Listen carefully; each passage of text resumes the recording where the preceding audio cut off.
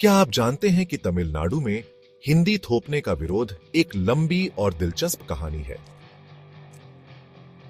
तमिलनाडु में हिंदी को लेकर जो इतना विरोध होता है ना, उसकी कहानी 1936 से शुरू होती है।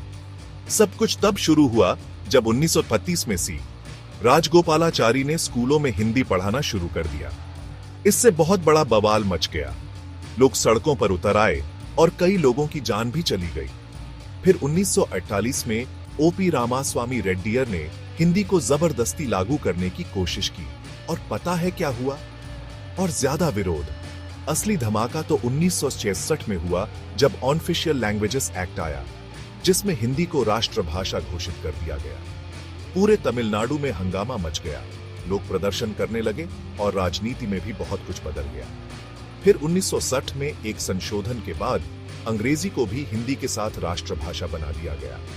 तमिलनाडु अपनी दो भाषाओं की नीति पर अड़ा रहा, तमिल और अंग्रेजी।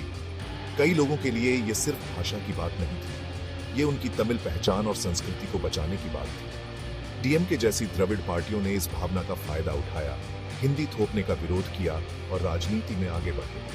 और ये भी मत भूलो, तमिलनाडु में हिंदी सीखने का क्या फायदा?